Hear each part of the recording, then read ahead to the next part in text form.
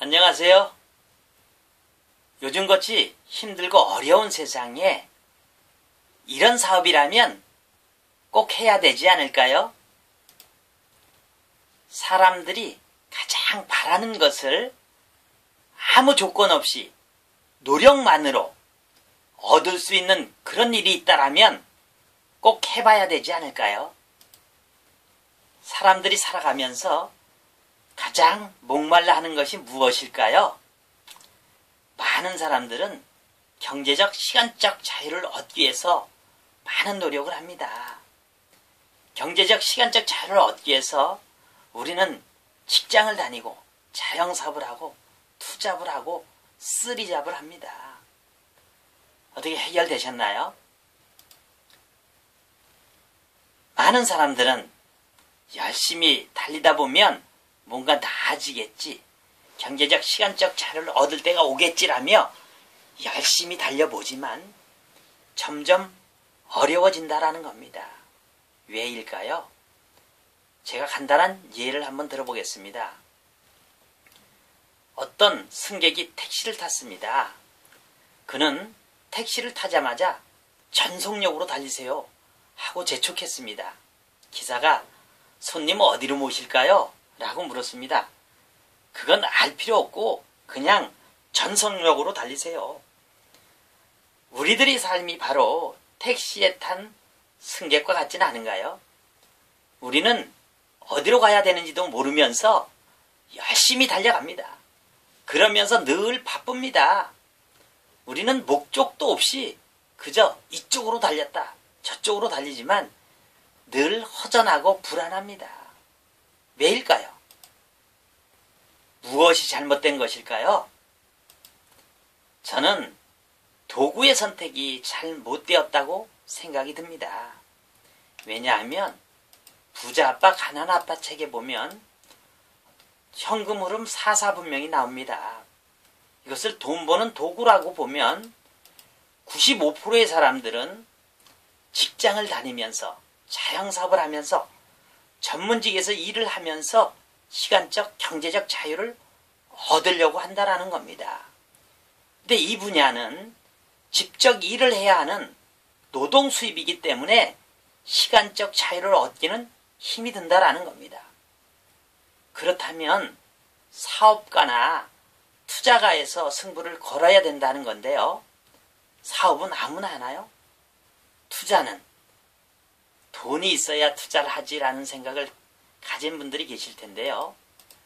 오늘 제가 말씀드릴 프로슈머 사업은 시간과 노력만 투자해서 경제적, 시간적 자유를 얻을 수 있는 복제소득이라는 겁니다. 현재 하는 일을 하면서 하루에 2~3시간씩 시간을 투자해서 한 2~3년 정도 사업을 진행했을 때 매달 작게는 한 100만 원부터 많게는 한 500만 원 이상 평생 다달이 받을 수 있는 복제소득이라면 꼭 해야 되지 않을까요? 우리가 이제 노동수익과 복제소득에 대해서 차이를 아셔야 되는데요. 노동수입은요, 직장인이나 자영사업같이 혼자 일하고 혼자 버는 방식을 이야기합니다. 시간당 보수를 받는 거기 때문에 큰 부자가 될 가능성이 낮다라는 거죠.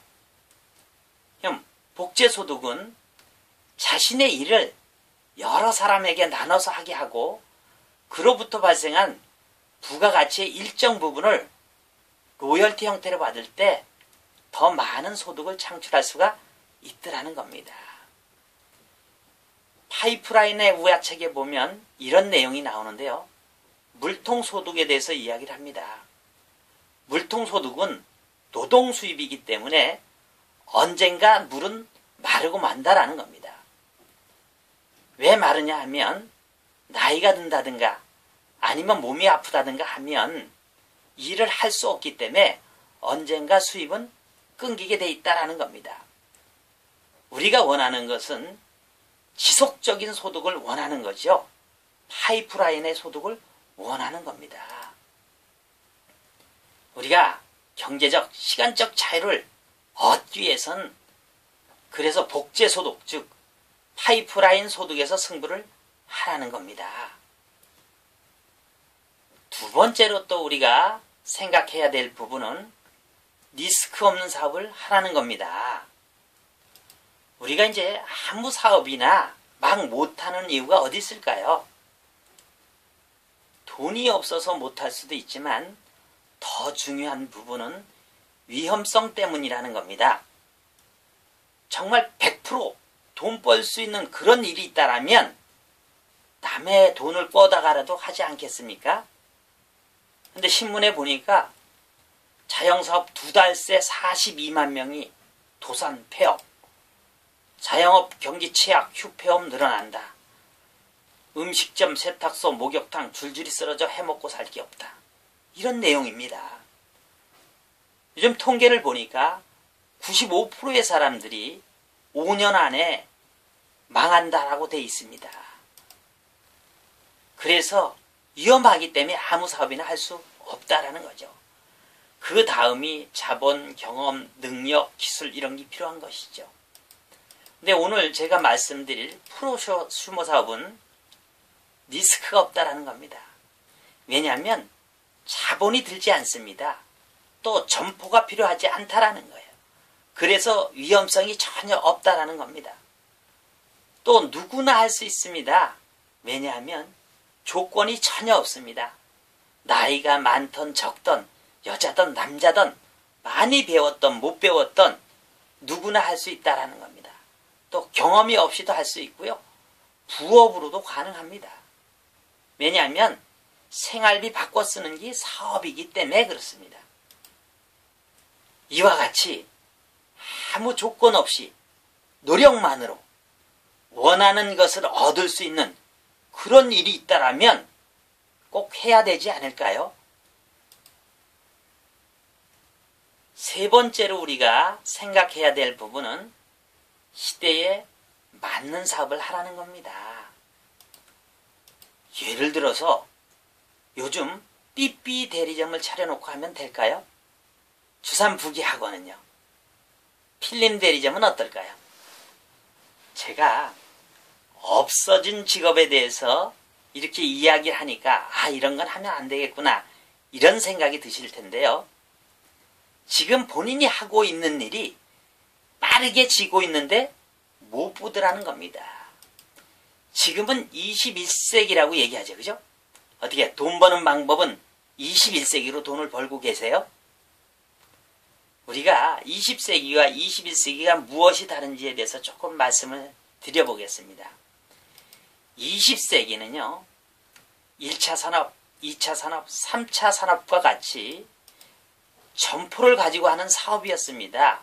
옷가게를 하고 책방을 하고 핸드폰 가게를 차려놓고 이렇게 하는 이걸 유형의 자산이라고도 하고요. 점포를 가지고 하는 사업이었다면 21세기는 신문 자료와 같이 패션 1번지 온라인 속으로 이북 3매경 이것은 무형의 자산이라고 하고요. 4차, 5차, 6차 산업과 같이 점포를 가지지 않고 하는 사업으로 이동하고 있다는 겁니다. 혹시 할인점이 문을 닫는다라면 이해가 되세요? 이 신문 자료인데요. 여기 보니까 미 문 닫는 유통업체 늘어난다. 뭐 때문에요? 통신 판매 이용자 급증, 할인점 등도 있단 도생. 통신 판매 때문에 할인점이 도산을 하고 있다는 내용입니다. 실질적으로 미국에는 2002년도에 2105개의 매장을 가진 K마트가 부도가 납니다. 일본 같은 경우도요. 2005년도에 500개의 할인점이 문을 닫습니다. 이것도 신문 자료인데요. 무점포 혁명, 네트워크 마케팅이 뜬다. 새로운 유통 문화로 자리 잡는다. 21세기 최후의 승자로 각광받을 거래요. 뭐가요? 네트워크 마케팅이. 이것도 신문인데요. 2050년엔 시장이 없어지고 네트워크가 장악할 거라고 나와 있습니다. 그럼 네트워크 사회가 온다라는 건데요. 네트워크 사회에서는 무엇이 돈이 되냐 하면 멤버십이 돈이 되는 세상이 온다라는 겁니다. 그래서 21세기는 단골 고객 수가 부의 척도라는 겁니다. 다음이나 네이버나 블로그, 카페, 트위터 이런 데 보면요. 회원이 몇 명이냐에 따라서 돈이 되고 안 되고 합니다. 예를 들어서 내가 통닭집을 차렸다라고 봐도요. 단골 고객이 몇 명이냐에 따라서 돈을 벌고 못 벌 수도 있다라는 거죠. 우리가 그래서 단골 고객을 늘리기 위해서 쿠폰이 생겼고요. 포인트, 마일리지, 요즘은 캐시백이 생겨난 겁니다. 신문에도 보니까 돈을 쓰면서 돈을 벌자. 캐시백 같은 경우는요. 3,600만 명이 3천만 명 이상이 아마 가입을 했다라는 거죠. 대기업들도 통합 캐시백으로 승부를 거는 세상이 왔다라는 겁니다. 이것은 부의 비밀이라는 책인데요. 프로슈머의 폭발, 혁명적 부의 문을 연다라는 겁니다. 이게 뭐예요? 이쪽 분야에서 혁명적인 부의 문이 열린다라는 겁니다. 실질적으로 미국 같은 데서는요. 이 분야에서만 130만 명의 백만장사가 탄생이 됐습니다. 우리 프로슈머 캐시백을 보면 소비자가 뭉쳐서 함께 소비를 하도록 하고 구매 총액에 대한 일정 부분, 이게 35%의 마진을 그와 같이 소비가 일어나도록 기여한 공로까지 받는 캐시백을 이야기합니다. 이 얘기는요. 지금까지는 본인이 쓴 매출에 대한 캐시백을 받았다라면 이제는 내가 광고한 사람이 쓴 매출까지도 캐시백을 잡아주겠다라는 겁니다.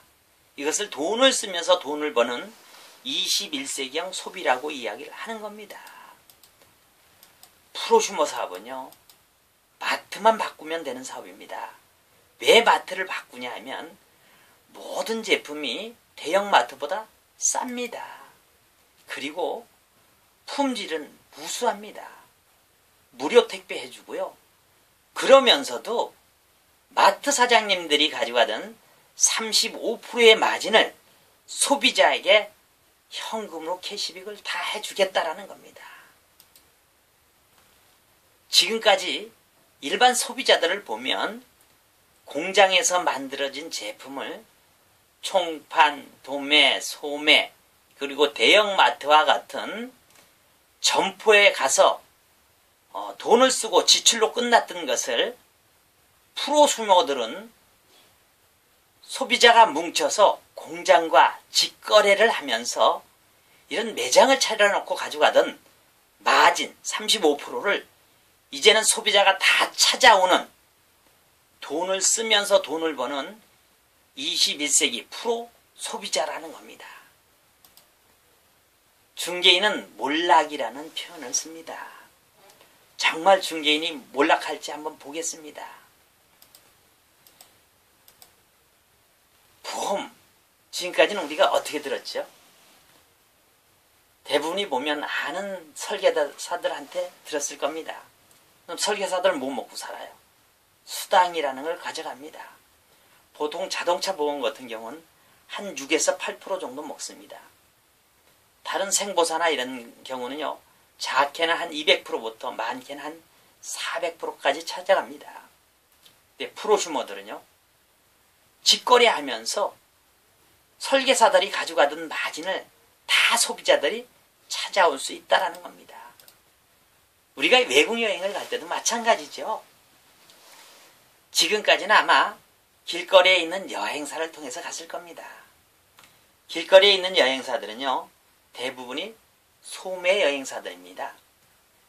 도매 여행사와 중개 역할을 하면서 한 10에서 한 20% 정도의 마진을 가져갔습니다.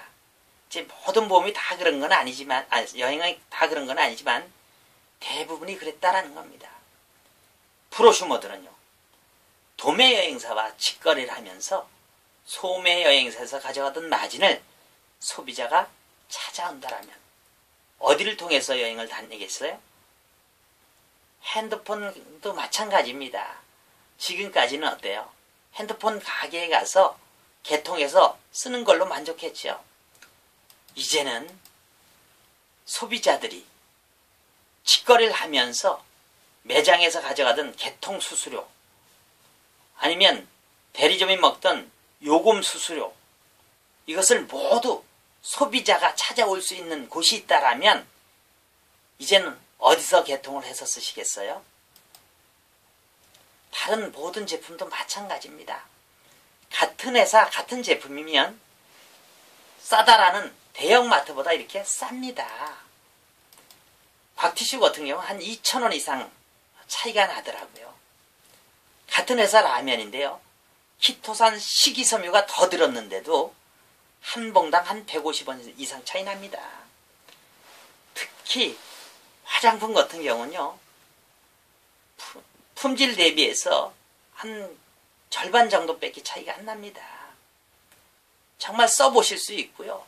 정말 이렇게 차이가 난다라면 어디 제품을 쓰시겠어요?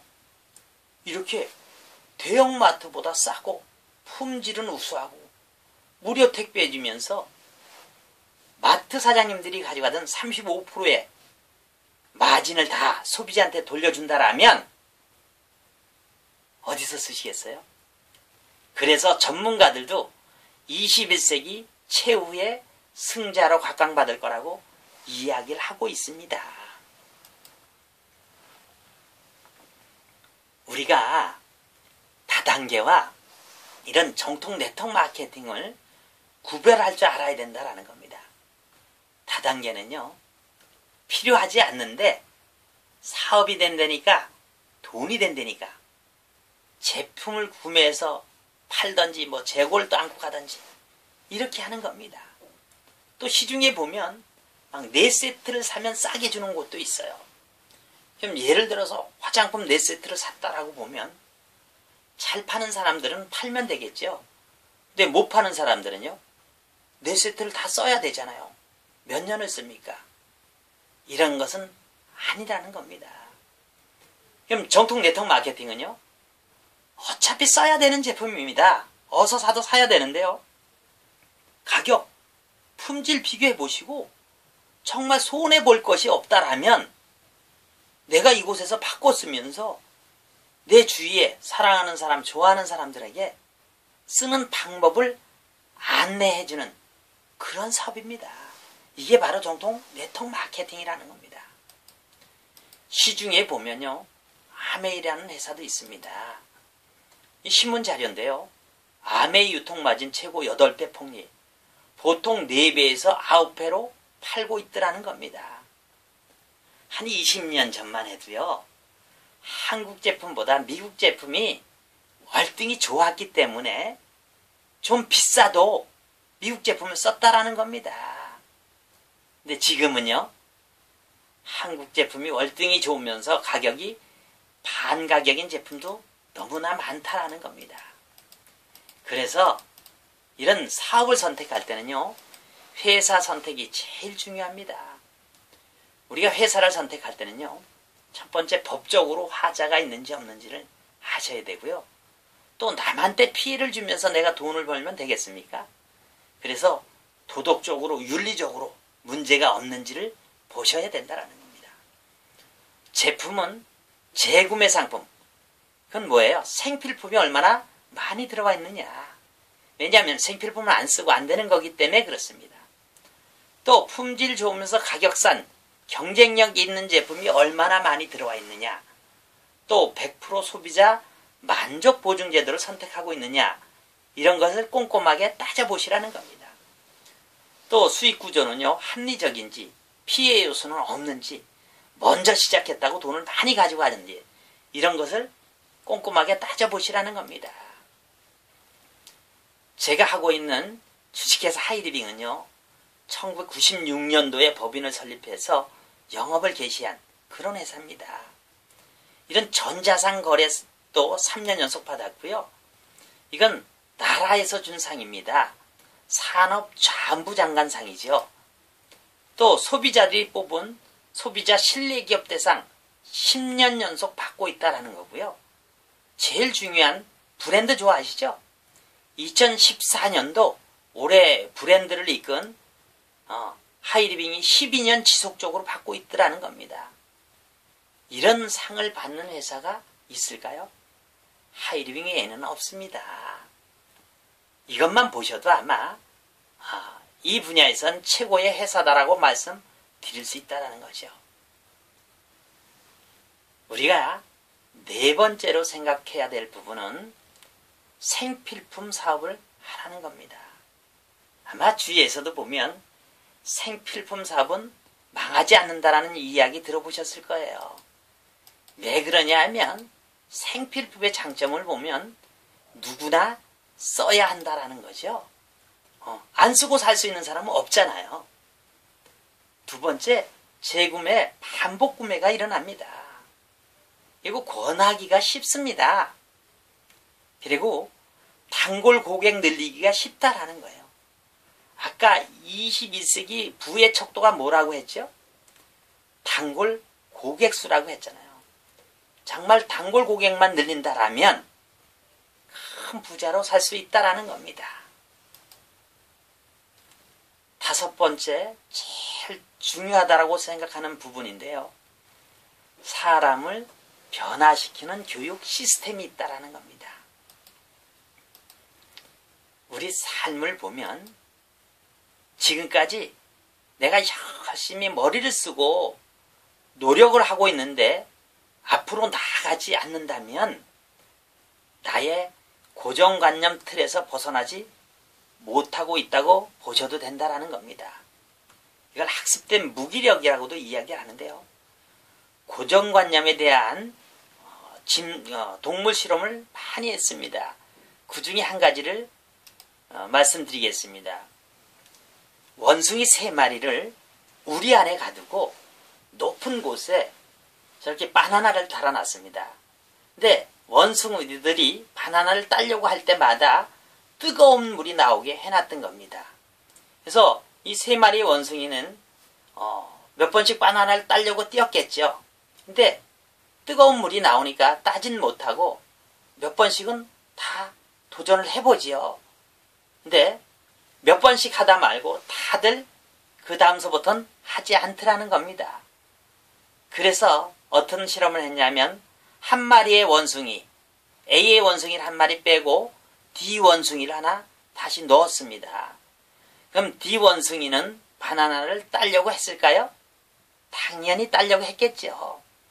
그런데 B와 C 원숭이가 D의 원숭이 뒷다리, 다리를 잡으면서 절대 뛰면 안 된다라고 막 붙들고 늘어지더라는 겁니다. 그래서 결국 D 원숭이는 포기를 하고 맙니다. 그리고 나서 다시 B 원숭이 한 마리를 빼고 E 원숭이를 다시 넣어봤습니다. 그러면 이 원숭이도 역시 바나나를 따려고 했겠죠. 그런데 D, C 원숭이가 역시 다리를 붙들고 늘어지더라는 겁니다. 그럼 D 원숭이는 뜨거운 물 맛을 보았을까요? 보지 않았는데도 역시 다리를 붙들고 늘어지더라는 겁니다. 그래서 C 원숭이도 한번 바꿔봤습니다. F 원숭이를 바꿨더니요. F 원숭이도 바나나를 따려고 했겠죠. 근데 D와 E 원숭이는 경험도 없는데도 F 원숭이의 다리를 붙들고 늘어지더라는 겁니다. 왜요? 앞에 원숭이들이 그렇게 했기 때문에요. 근데 이런 원숭이들만 그랬을까요? 사람은 어떨까요?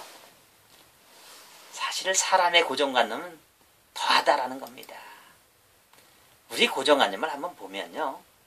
옛날 핸드폰 나오기 전에 아마 선이 달려있는 전화기 있죠. 어떻게 선이 없는데 핸드폰이 전화가 될까? 이런 생각하셨을 거예요. 요즘 다단계 해보지도 않은 사람이요. 다단계 하면 아직 큰일 나는지 알고 있습니다. 왜 돈이 10원도 들어가지 않는데도요. 망한다라는 생각 가지고 있고요. 왜냐하면 잘못된 그런 것만 봤기 때문에 그렇다는 거죠.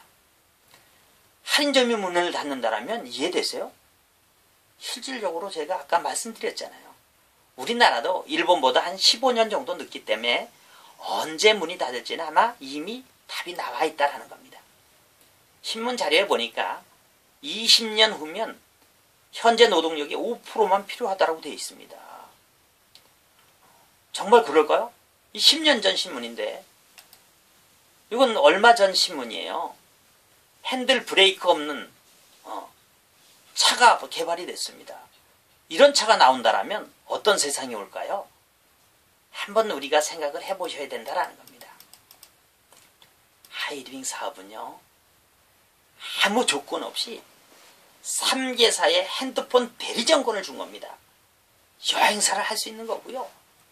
수천 가지 생필품 파는 대형 마트를 운영하는 것과 똑같다라는 겁니다.